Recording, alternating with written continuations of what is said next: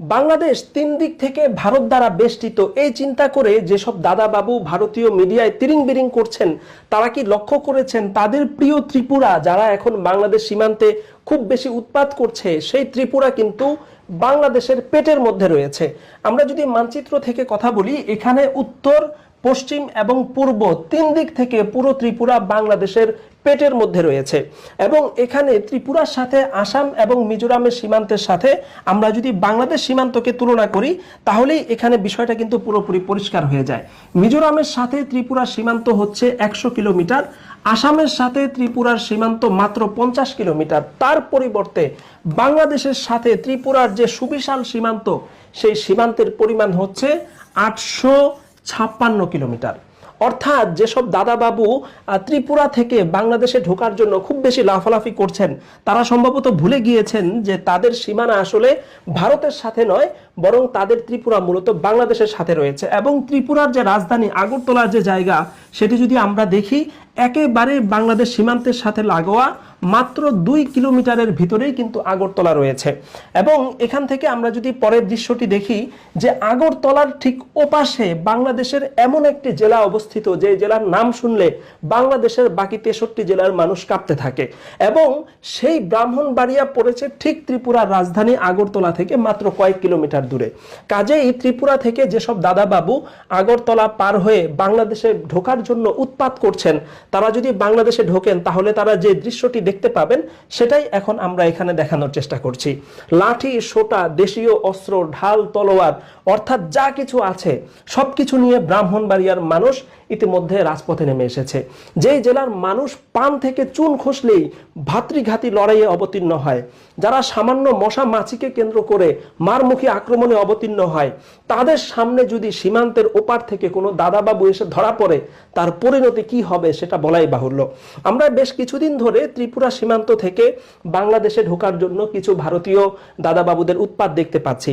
যদিও এটাকে একরকম নাটক বলা হচ্ছে, কারণ দাদাবাবুরা বাংলাদেশে ঢোকার জন্য চেষ্টা করছেন এবং তাদের যে বিএসএফ রয়েছে তাদেরকে বলা আছে তারা যেন তাদেরকে প্রতিহত করে। অর্থাৎ এক পক্ষ ঢোকার চেষ্টা করছে, তাদেরই আরেক পক্ষ তাদেরকে প্রতিহত করছে। এই যে ঢোকার চেষ্টা করা এবং প্রতিহত করার যে নাটক, সেই নাটকের ফসকে কেউ যদি ভুলক্রমে বাংলাদেশে ঢুকে ব্রাহ্মণবাড়িয়ার সামনে পড়ে, তাহলে তার পরিণতি কি হবে সেটা বলাই বাহুল্য। এবং ব্রাহ্মণবাড়িয়ার জনতার মিছিলের দৃশ্য যদি আমরা এখানে আরেকবার দেখাই, তারা যেভাবে লাঠি সোটা নিয়ে রাজপথে নেমেছে, সেখান থেকে তারা যদি ত্রিপুরার সেই মানচিত্রের দৃশ্যে যদি আমরা এখানে আরেকবার যাই, তাহলে ত্রিপুরার যে জায়গাটুকু শুধুমাত্র বাংলাদেশের সাথে রয়েছে, সেই জায়গার দুটি কোণা দিয়ে বাংলাদেশ যদি ত্রিপুরাকে দুদিক থেকে চাপা দিয়ে ভেতরে নিয়ে আসে, এবং এখান থেকে এই জায়গাটি যদি আমরা চিত্রায়ন করি, তাহলে এখান থেকে মাত্র 100 কিলোমিটার জায়গা, এই জায়গাটি যদি বাংলাদেশ সেনাবাহিনী, বর্ডার গার্ড বা অন্যান্য বাহিনী দিয়ে এখান থেকে চাপা দেওয়া হয়, তাহলে ত্রিপুরা কিন্তু চোখের পলকে বাংলাদেশের ভেতরে চলে আসবে, যেটাকে ভারতের শিলিগুড়ি করিডোর বা চিকেন নেকের পরবর্তীতে আরেকটি চিকেন নেক বলা হচ্ছে, যেখানে ভারত চরম পর্যায়ের বেকায়দায় রয়েছে। এবং এই ত্রিপুরার ক্ষেত্রে আমরা যদি এখানকার সীমান্তবর্তী জেলাগুলো দেখি, তাহলে আমরা সেটা দেখতে পাবো।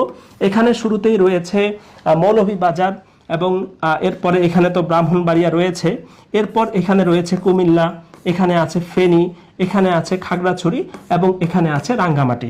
অর্থাৎ বাংলাদেশের 6টি জেলা দিয়ে ত্রিপুরাকে এমনভাবে বেষ্টন করে রাখা হয়েছে, যেটাকে চাইলে চোখের পলকেই আসলে বাংলাদেশের সীমান্তের ভেতরে নিয়ে যাওয়া যায়। এবং বাংলাদেশের ভেতরে যদি ত্রিপুরা চলে আসে, তাহলেই আমরা এখানে দেখতে পাচ্ছি কত চমৎকার ত্রিপুরার বিখ্যাত উজ্জয়ন্ত ভবন এখানে রয়েছে। এত চমৎকার একটি ভবন অটোমেটিক বাংলাদেশের মধ্যে চলে আসবে। এবং এর পরবর্তীতে ত্রিপুরার যে আন্তর্জাতিক বিমানবন্দর রয়েছে, আমরা জানি যে ফেনী, নোয়াখালীর প্রচুর মানুষ বিদেশে বসবাস করেন, তাদের জন্য যদি ত্রিপুরার ওখানে একটি বিমানবন্দরের ব্যবস্থা হয়, কতই না ভালো হয়।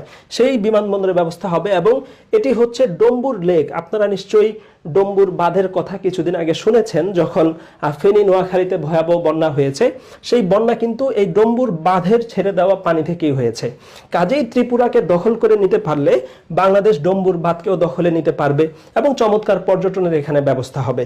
সব মিলিয়ে আমরা যদি ত্রিপুরার মানচিত্রের দিকে আরেকবার আসি, তাহলে বিষয়টি আমাদের সামনে পুরোপুরি পরিষ্কার হয়ে যাবে যে বাংলাদেশ যদি ত্রিপুরাকে দখল করে নেয়, তাহলে দাদাবাবুদের যে উৎপাত আছে, এখান থেকে যারা বাংলাদেশে ঢোকার জন্য চেষ্টা করছেন তাদের সেই উৎপাত বন্ধ হবে এবং তাদেরকে ব্রাহ্মণবাড়িয়ার সাথে হাওয়ালা করে দিলে বা ব্রাহ্মণবাড়িয়ার উপর সোপর্দ করে দিলেই তাদের সমস্ত উৎপাত এবং নর্তন কুর্দন বন্ধ হয়ে যাবে। দাদাবাবুদের যে কোনো উৎপাতের আগে আমরা তাদেরকে ত্রিপুরার সাথে তাদের যে মানচিত্র সেটির সাথে বাংলাদেশের যে সীমান্ত এবং ভৌগোলিক যে অবস্থান সেটির উপর তাদেরকে পুনরায় দৃষ্টিপাত করার জন্য বিনীতভাবে অনুরোধ করছি।